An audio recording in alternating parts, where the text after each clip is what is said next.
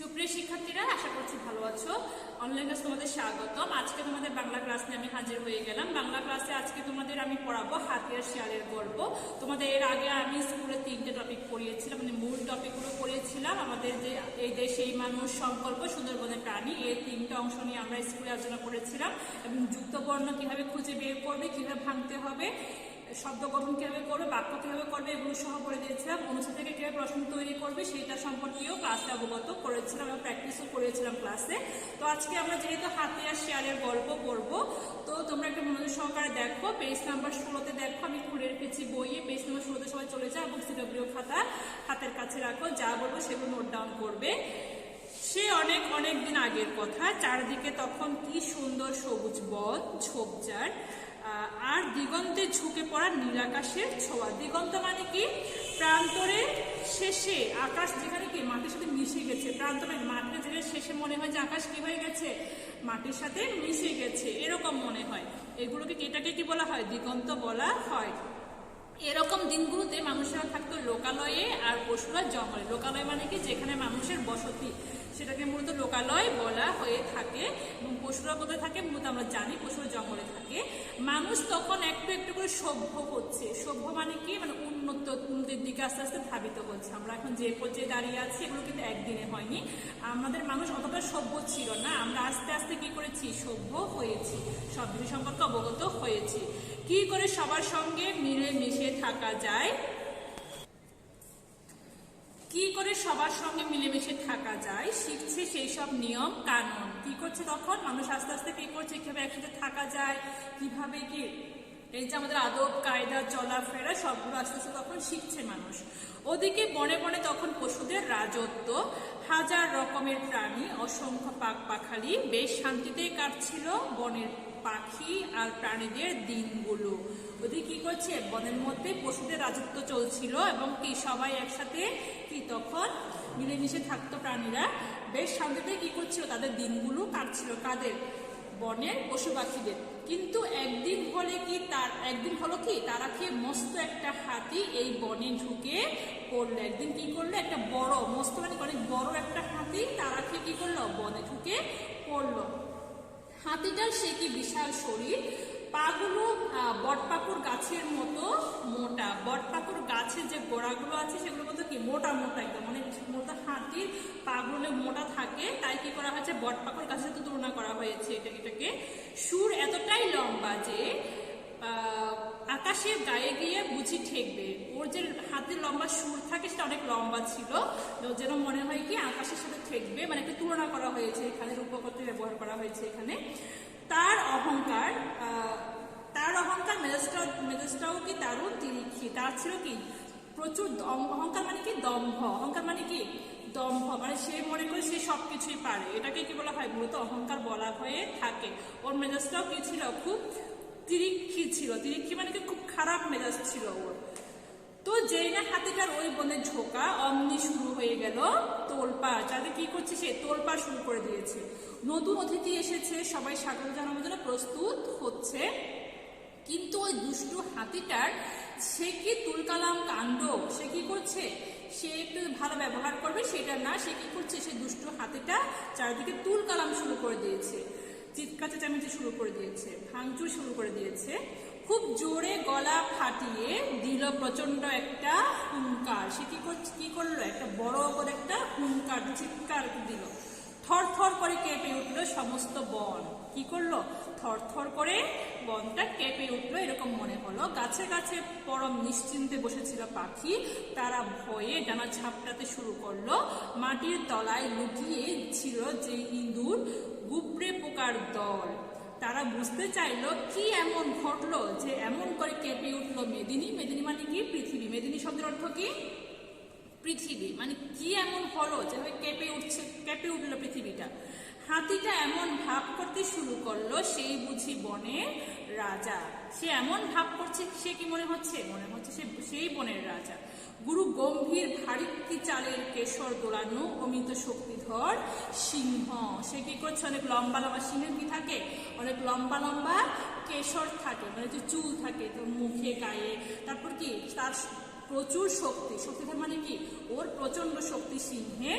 সেই হাতিটার কাছে আসতে সেও কি করছে, হাতিটার কাছে আসতে ভয় পাচ্ছে, এতটাই সে কি ছিল ভয়ানক ছিল সেই হাতিটা। হালুম বাঘ মামা সেও হাতিটার ধারে কাছে ঘেঁষতে চায় না, সে বাঘও কি করছে না, তার ধারে কাছে ঘেঁষতে চাচ্ছে না। বনের সবাই ভয়ে তটস্থ শঙ্কিত, তটস্থ মানে কি ব্যতিব্যস্ত, ব্যতিব্যস্ত মানে কি তটস্থ বলা হয়, এবং শঙ্কিত শব্দের অর্থ হচ্ছে কি ভীত, সবাই কি খুব ভীত হয়ে আছে বনের পশু পাখিরা। কখন জানি কি হয়, একবার তো কি জানি কি হয়েছে, নিরীহ একটা হরিণকে সুরে জড়িয়ে ছুঁড়ে ফেলে দিল দূরে। একটা কি করলো, হরিণকে সুরের মধ্যে পেঁচিয়ে কি করলো, ছুঁড়ে মারলো। আরেকবার ছোট্ট একটা পিঁপড়ে পায়ের তলায় পিষে মেরে ফেললো। সেই থেকে বনের কোনো প্রাণী হাতিটার ছায়াও মারাতো না, সে কি করতো না, তার ধারে কাছেও ঘেঁষতো না কোনো প্রাণী। দিনে দিনে হাতিটা হয়ে উঠলে আরো অহংকারী, সে কি করছে, তাকে সবাই ভয় পাচ্ছে মানছে, তার মানে কি সে আরো অহংকারী হয়ে যাচ্ছে। এই নিয়ে বনের কারো মনে শান্তি নেই। কিন্তু এভাবে কি দিন যায়, এক সন্ধ্যায় বনের সব প্রাণী এসে জড়ো হলো সিংহের গুহায়। এর একটা বিহিত চাই, মানে কি একটা সমাধান চাই। সবার মুখে এক কথা, বাঘ, ভালুক, সিংহ, বানর, হরিণ, বনবিড়াল, শিয়াল সবাই সলা পরামর্শ করতে বসলো। শেষে সবাই মিলে শিয়ালের উপরেই ভার দিল। শিয়াল হচ্ছে খুব চালাক প্রাণী, তাই কি করেছে, সেই কাজটা কিভাবে তাকে দমন করা যায়, কিভাবে তার অহংকারকে ভেঙে চুরমার করে দিয়েছে সেই হাতি, সেই জন্য কি সেই দায়িত্বটা কি কাকে দিল, কার ঘাড়ে পড়লো, শিয়ালের ঘাড়ে। দিন আসে দিন যায়, একদিন শিয়াল ভয়ে ভয়ে হাজির হলো হাতির আস্তানায়। আস্তানা মানে কি, আস্তানা শব্দের অর্থ হচ্ছে বাসস্থান, যেখানে সে বসবাস করে। আস্তানায় কি করলো, ভয়ে ভয়ে শিয়াল হাজির হলো। লেজ গুটি একটা সালাম দিল, বলল, আপনি তো বনের সবচেয়ে শক্তিশালী প্রাণী। সে কি করছে, আগে তার মন জয় করার চেষ্টা করছে, তার মনে ঢোকার চেষ্টা করছে হাতি। আপনি আমাদের রাজা, ওই দেখুন নদীর ওপারে সবাই উদ্গ্রীব হয়ে বসে আছে, সবাই কি হয়ে আছে, খুব আগ্রহ নিয়ে বসে আছে নদীর ওপারে, আপনাকে রাজা হিসেবে বরণ করতে চায় সবাই। হাতি তো শিয়ালের কথা শুনে মহা খুশি। আচ্ছা চলো।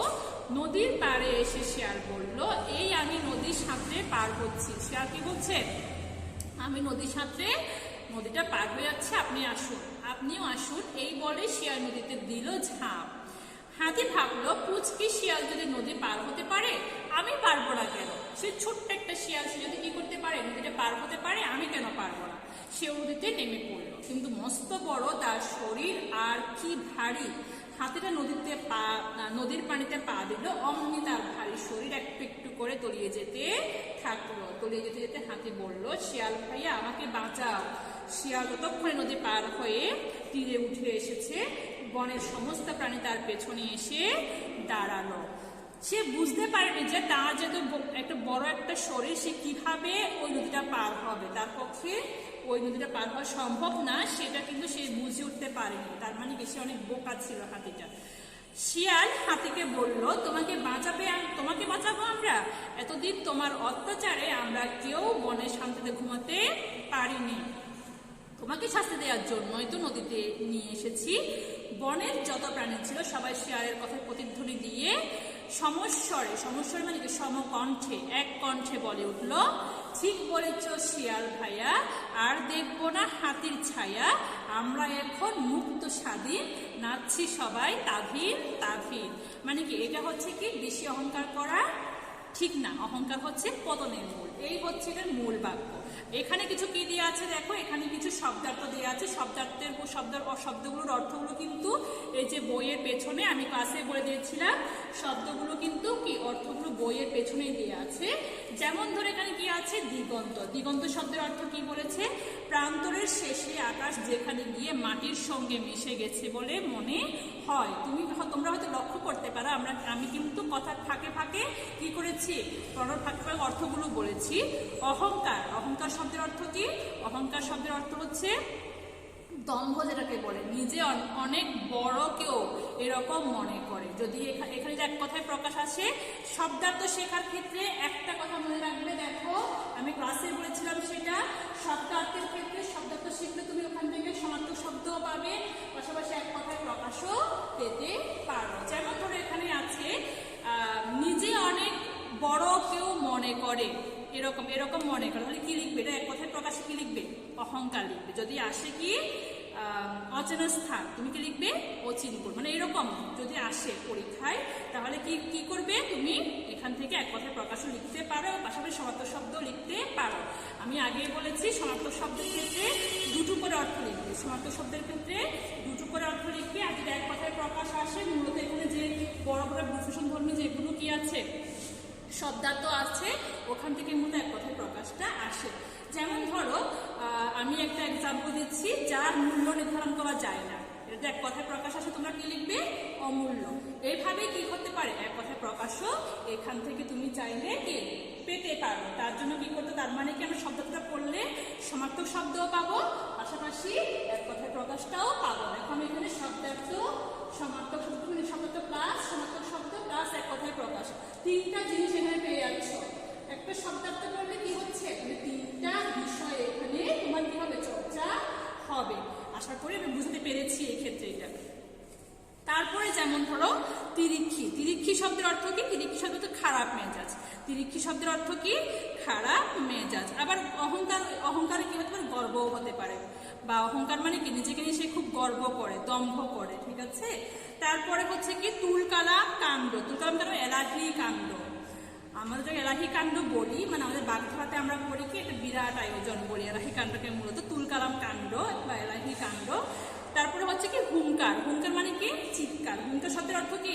চিৎকার। দেখো বইয়ের পেছনে কিন্তু এগুলো সবগুলো দেওয়া আছে, হুঙ্কার, চিৎকার। মেদিনী হচ্ছে কি? পৃথিবী। মেদিনী শব্দের অর্থ কি? পৃথিবী, আগেই বলেছি। হুঙ্কার শব্দের অর্থও বলেছি, চিৎকার বলেছিলাম। তটস্থ মানে কি? ব্যতিব্যস্ত। তটস্থ মানে কি?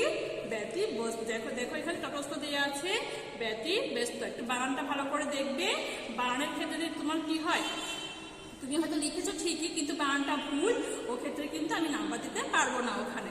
তারপর হচ্ছে শঙ্কিত, শঙ্কিত শব্দের অর্থ হচ্ছে কি? ভীত। শঙ্কিত শব্দের অর্থ কি? ভীত। শক্তিধর, শক্তি আছে যার। যদি এক কথায় প্রকাশ আসে শক্তি আছে যার, তুমি কি লিখবে? শক্তিধর।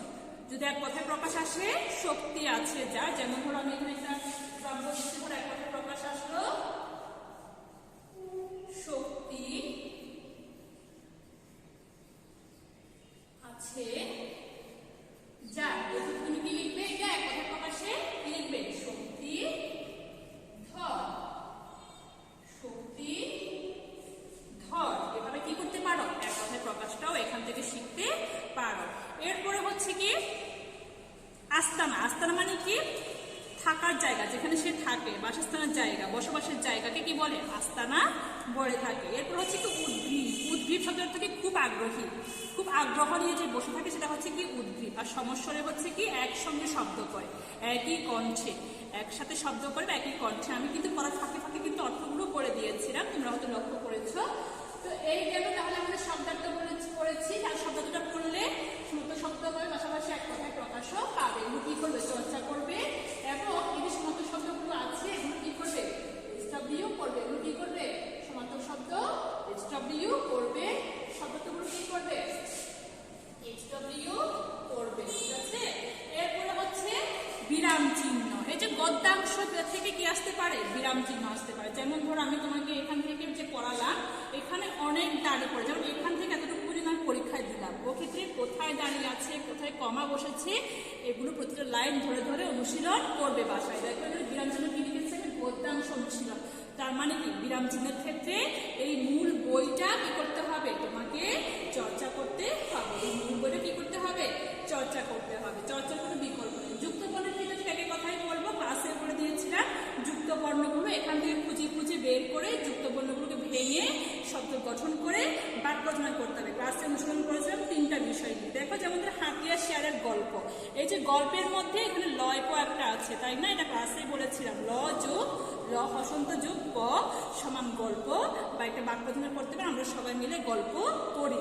এভাবে কি করবে? একটা একটা করে কি এখানে এগুলো পড়ে ভালো করে পড়ে বিরাম চিহ্নগুলো চর্চা হবে। এই গদ্যাংশটা পড়লে পাশাপাশি যুক্ত বর্ণগুলো কি করতে পারবে, তুমি আয়ত্ত করতে পারবে। পাশাপাশি আরেকটা জিনিস করতে পারবে, সেটা হচ্ছে কি কে কি কোথায় কিভাবে, এই যে প্রশ্নগুলো দেওয়া থাকে আমাদের 5টা প্রশ্ন, অনুচ্ছেদ থেকে 5টা প্রশ্ন তৈরিকরণ, এইটাও কিন্তু এখান থেকে তুমি পেতে পারো। এখান থেকে কি করবে, কিভাবে চর্চা করবে আমি কিন্তু ক্লাসে বলে দিয়েছিলাম।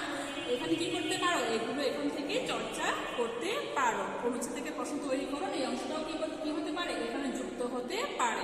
এরপর হচ্ছে কি প্রশ্নোত্তর। প্রশ্নোত্তরগুলো এখানে বইয়ে যে প্রশ্নগুলো দেওয়া আছে, এই যে এখানে অমিত শক্তিধর কাকে বলে, বনের পশুদের উপর অশান্তি নেমে আসার কারণ কি, এইগুলো কিন্তু কোথায় এখানে সবগুলোর উত্তর দেওয়া থাকে, তোমরা নিশ্চয়ই অবগত আছো।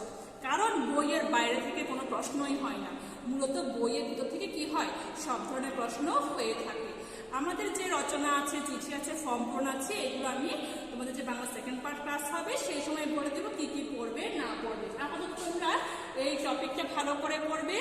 শব্দার্থ, সমার্থক শব্দ, এক কথায় প্রকাশ, যুক্ত বর্ণ, বিরাম চিহ্ন, প্রশ্নোত্তরগুলো যেগুলো দেওয়া আছে এখানে, এগুলো এখান থেকে খুঁজে খুঁজে বের করে করে পড়বে। এবং পাশাপাশি অনুচ্ছেদ থেকে প্রশ্ন তৈরি করে নিজে নিজে অনুচ্ছেদ প্রশ্ন তৈরি করার চেষ্টা করবে। কি করবে, অনুচ্ছেদ থেকে প্রশ্ন নিজে নিজে তৈরি করার চেষ্টা করবে। ঠিক আছে, কে দিয়ে একটা, কি দিয়ে একটা, কিভাবে দিয়ে একটা, কখন দিয়ে, কোথায়, এভাবে কি 5টা প্রশ্ন নিজে নিজে রেডি করার চেষ্টা করবে। আর আজকে এই পর্যন্ত, আশা করছি আমার ক্লাসটা বুঝতে পেরেছে। পরবর্তীতে আবার দেখা হবে, যদি কোনো প্রশ্ন থাকে কমেন্ট বক্সে কমেন্ট করে জানাতে পারো। ভালো থাকবে, নিরাপদে থাকবে। আল্লাহ হাফেজ।